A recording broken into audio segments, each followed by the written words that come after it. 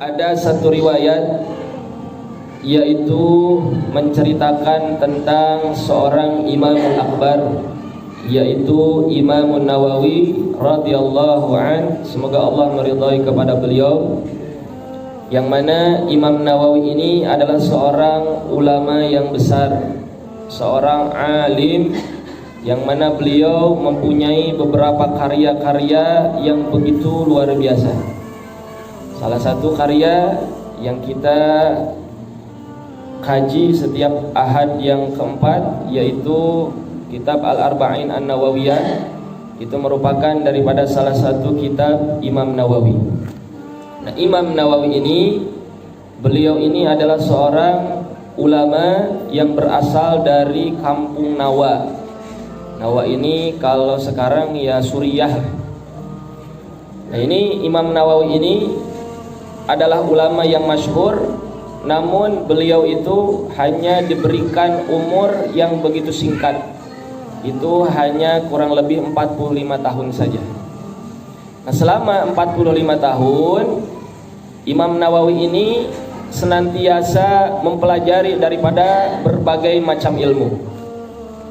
Jadi 45 tahun meskipun umurnya singkat, tapi beliau mempunyai karya-karya yang fenomenal, yaitu salah satu diantaranya tadi kitab Al-Arba'in An-Nawawiyah, kemudian kitab Al-Adhkar, kemudian kitab Riyadhus Shalihin. Nah, ini kitab-kitab ini yang sering dikaji oleh para santri di berbagai pesantren. Nah, selama hidupnya ini Imam Nawawi ini adalah salah satu ulama yang tidak menikah sama sekali. Jadi beliau itu selama hidupnya tidak pernah menikah. Nah, selama 45 tahun itu beliau memfokuskan dirinya untuk mencari ilmu Allah. Jadi itu beliau setiap hari itu selalu mencari ilmunya Allah. Bahkan setiap hari ini beliau itu selalu datang mengaji itu sampai 12 majelis. Jadi dalam satu hari itu 12 pengajian beliau datangi. Dari guru A, B, C, D, itu setiap hari begitu, fokus hanya untuk mencari ilmu. Bahkan selama 2 tahun ini Imam Nawawi ini tidak pernah menempelkan punggungnya itu ke atas kasur. Jadi selama 2 tahun tuh itu beliau tidak pernah tidur di atas kasur. Jadi setiap hari beliau selalu mutolaah, ngaji sama guru, mutolaah kitab, itu setiap hari begitu.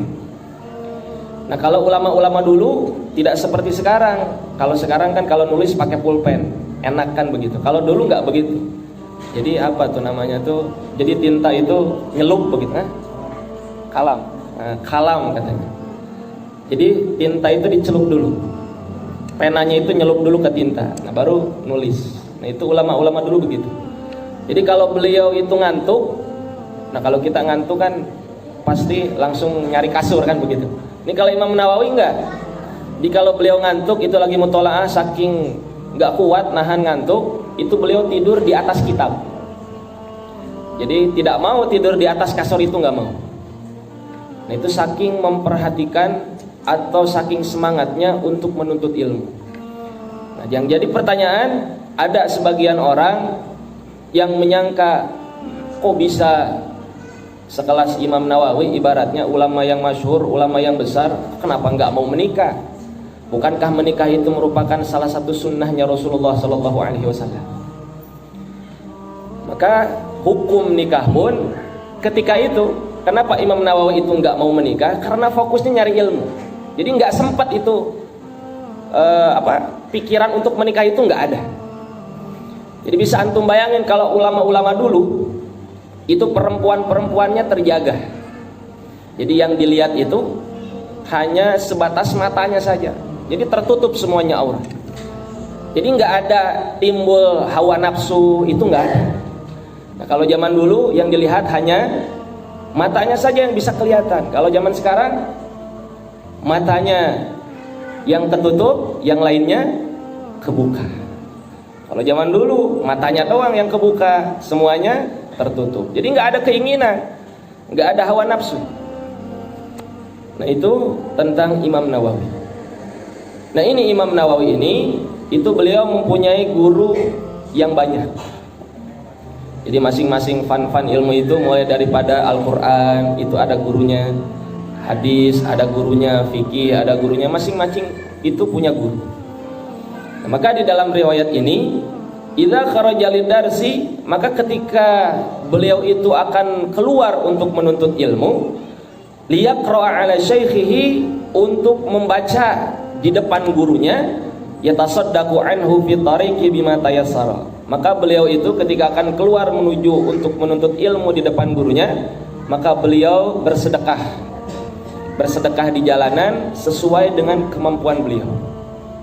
Jadi kalau beliau mau nyari ilmu ke salah satu guru dan mau membacakan kitab di depan gurunya, itu beliau selalu menyedekahkan hartanya. Tujuannya untuk apa? Untuk memudahkan di dalam mencari ilmu.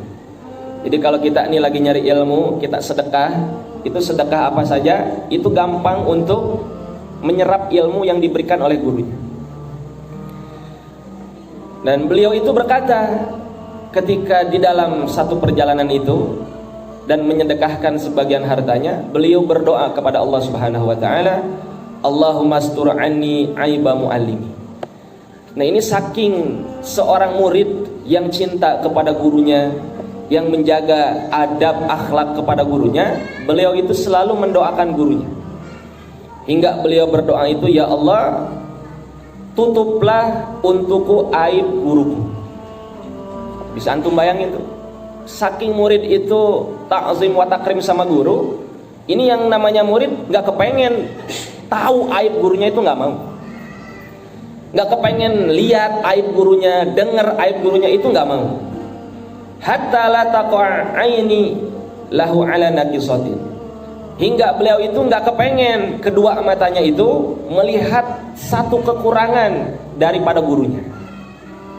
Jadi kalau murid yang baik, murid yang ta'zim wa takrim sama guru, itu nggak nyari-nyari kesalahan guru, nggak nyari-nyari kelemahan gurunya, nggak nyari-nyari kekurangan gurunya, enggak. Yang dilihat itu hanya kelebihan. Yang dilihat itu hanya keistimewaan. Yang dilihat itu hanya kelebihan daripada gurunya. Itu murid yang hebat. Wala yuballighuni dzalika anhu ahadun. Dan jangan sampai ada seseorang yang menyampaikan tentang aib gurunya. Itu sudah beliau mendoakan gurunya. Beliau nggak kepengen matanya itu melihat kekurangan dan kelemahan, kekurangan gurunya, aib gurunya.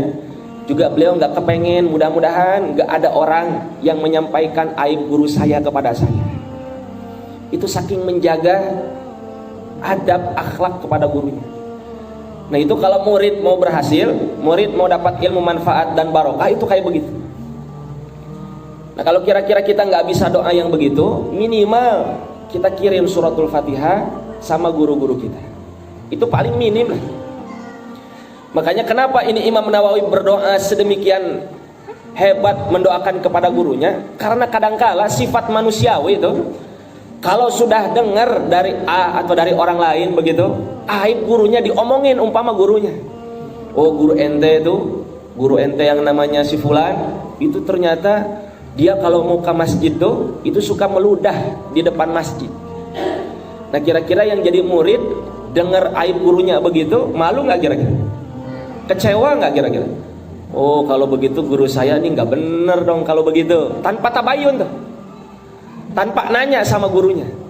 Karena dengar dari orang lain, tuh guru ente katanya dia itu seorang syekh, seorang alim, tapi masa mau pergi ke masjid dia ludah tuh di depan masjid.